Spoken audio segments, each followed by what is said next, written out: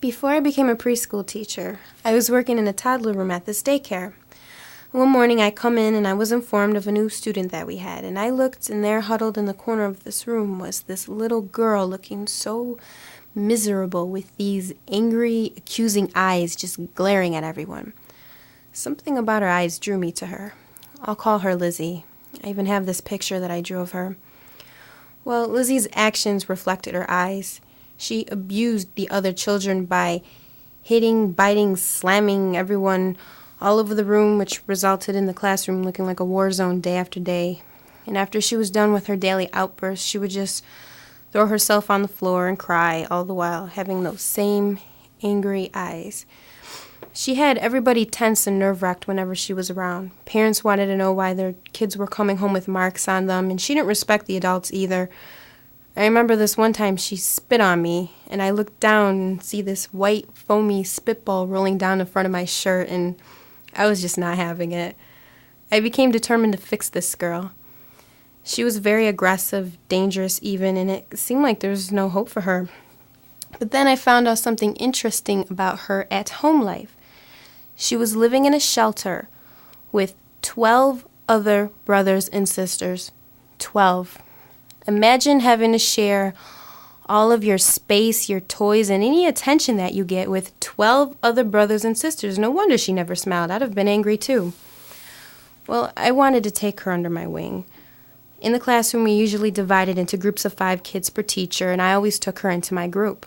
I figured that in a small group she would get more attention and eventually she would become used to me. Well, within time and lots of communication and as much attention that I could provide for her, I did start noticing little improvements. At first, she would only talk to me and she would obey small things that I asked of her, but she still went ballistic. I remember this one time she was trying her hardest to bite everyone in the group, and I had to keep grabbing her off of the other children and holding on to her until she calmed down.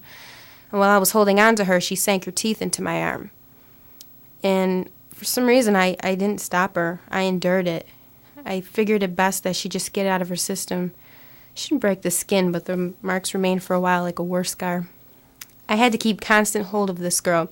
I had to get her into the habit of keeping one hand on my hip at all times because I needed to keep my hands free to tend to the other children. And it worked. She did it. We walked around like that. After several months of working with her, she did a 180. She was respectful. She was nice. She played with the other children. She talked. She didn't attack anymore. She gave hugs, and best of all, she smiled and she laughed all the time. It was so amazing. I loved this little girl so much. I became so attached to her and her to me. And then tragedy struck. It was circle time, and she was sitting in the laps of one of the other teachers, and that teacher noticed little bugs jumping around in her hair. She had lice. So she was sent home, and she didn't come back for 2 weeks. And what a difference those 2 weeks made.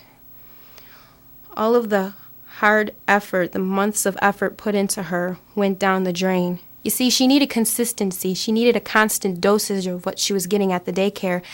And being gone for 2 whole weeks just changed everything. Not only was all that was accomplished completely lost, she came back worse than ever, worse than when she started. I tried. We all tried. But I no longer had control of her, and eventually she got expelled. She was just too much of a risk on the other children. I remember her last day at the end of the day. All the kids were outside playing on the playground, and I was just standing there watching. And I felt a hand on my waist, and I looked down, and it was my Lizzie looking up at me with those gorgeous, dramatic eyes. I just put my hand over hers, and I smiled. And it was like, for a moment, everything was okay. We were just lost in our own little world, me and her. And then the bus aide shouted that she needed to get on the bus. I knelt down to her and told her that she was a beautiful, smart little girl, and that I loved her very much, and that I was going to miss her. I hugged her, squeezed her. I didn't want to let go, but I knew I had to. I walked her to the bus and watched as she got on. She sat at a window by where I was standing, and I went over to the window and I put my hand up against the glass. She put her hand up against mine from the other side of the glass, and we just smiled at each other. Then the bus pulled away, and we waved, and I kept my eyes on the bus. until it disappeared from sight.